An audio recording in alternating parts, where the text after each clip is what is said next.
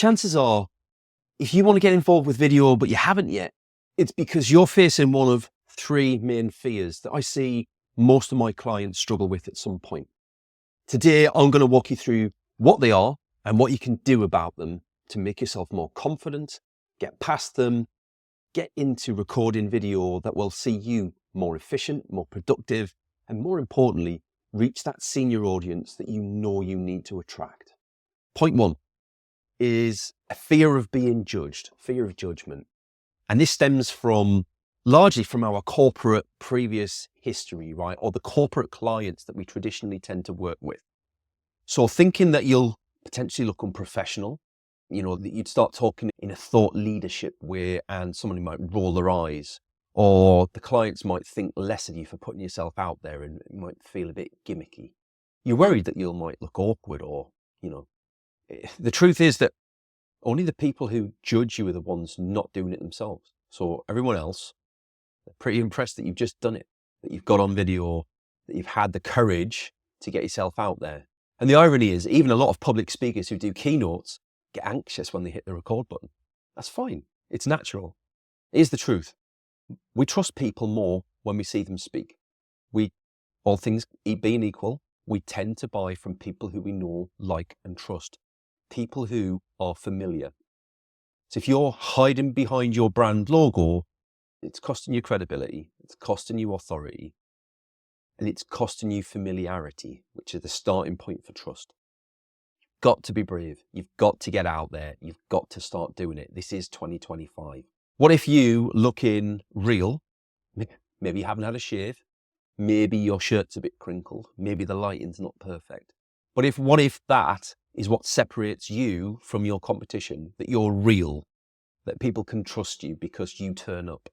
You're not manufactured, you're not polished, you're a practitioner, you're there, you've done it all, and you're still grinding it out. Maybe that's what they need to see.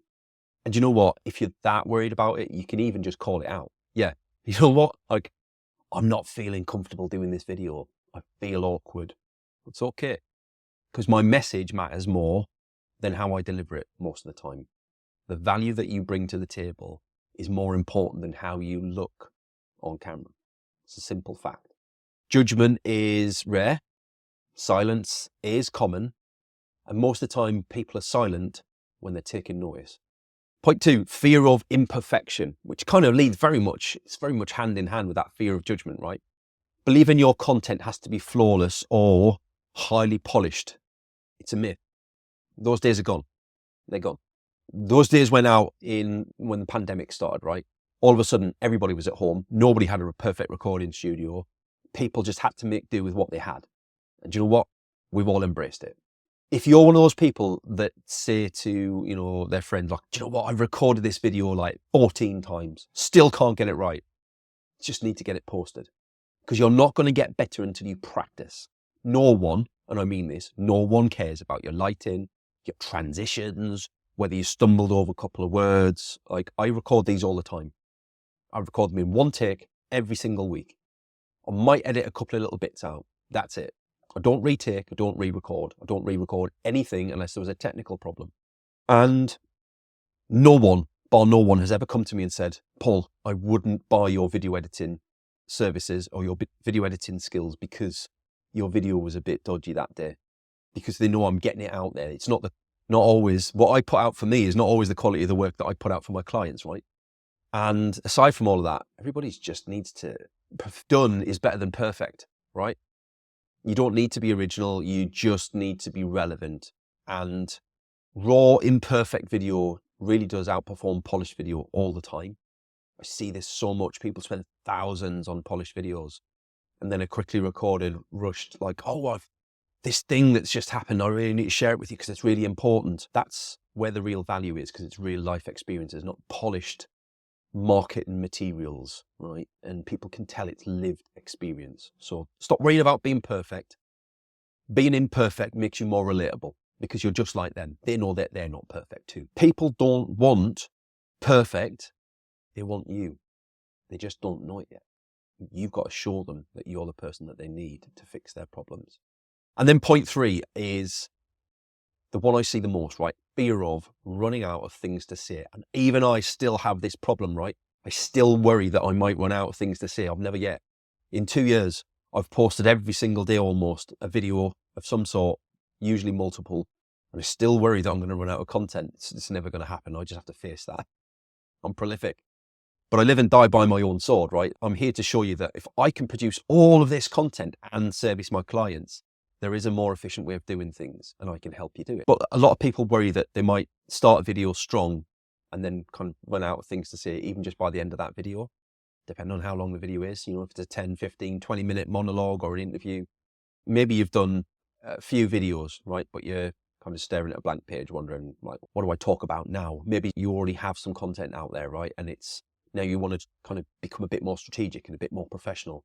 There's some easy ways to do that, right? And you probably don't even, like, you come across these all the time and you don't even think about them because you're not thinking of them as content, or you're not thinking of them as content ideas. So the top one, I'm sure you all work with clients all the time, or you have in the past. You've got experience. That's why you are where you are. So share some of the problems that your clients have had. You don't need to name names, right? Put fake names in, right? So Jordan, Alice, nobody cares. Give them a name because that helps bring it to life for people. Once you've created a name, then you've humanized it. But share the experience that you had. What was the problems they had? How were they feeling? What did you do? What did you fix? How did you fix it? How do you know you fixed it? How did they feel at the end? Easy content all the time. And you must face these all the time. Questions in your email, messages in your DM, actual work experience, etc. Another one is challenging a misconception in your space. So we talked about this previously. Get off the fence, right? Vanilla doesn't sell to anyone. Don't try and market to everyone. Try and market to someone. By attracting that someone, you'll attract other people like them. What are the things that you really gets your goat in your industry? Like, what is it that really annoys you? Talk about it. Share why it annoys you. Share what your perception and opinion is of it. And then the last one is telling a story from your own experience, or not necessarily client work, but your own, way you were involved with someone in the space, and, or something completely irrelevant, a life story that relates to how your industry works.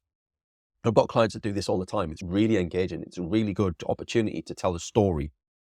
But my real secret, right, my bonus tip to all of you is keep a list of ideas somewhere. Even if you drop yourself an email in your inbox, so it's there for Monday morning to record something, it's sending yourself a WhatsApp message, I don't know, whatever it is. When the ideas come to you, they'll come to you when you're not at your desk, when you're not able to record things, when you're not able to write a post. Send it to yourself at the point where you come up with the idea, but remember to give yourself enough context so that you can come back to it later and know what it was that you wanted to say, which isn't always clearly formed at that point. So just jot down. A voice note sometimes is really good for this at this point in time, or a short video clip to yourself. Right. The lesson for today. If you're letting fear keep you from video, you're missing out on the most powerful tool you have. Video builds trust, builds authority, and it builds a connection with your audience. Don't let fear hold you back. Lean into your fears. Lean into them, because that's what separates you from the competition. They won't, you will, right? Do it. Get it out there. Let me know in the comments or in a DM if you're not comfortable with it. What's your biggest fear? What's the thing you struggle with the most out of those three? Or is there something else? Is there something else that holds you back and I haven't covered it? We're happy to cover it in a future session. Post it in the comments, post it in a DM, drop me in an email. I'd love to hear what it is that's holding people back out there, because together we can get through all of this. We can move you on to the next stage. It's easy once you have the experience. I'm here to help people. All right. I'll see you next week on Content Classroom. Bye-bye.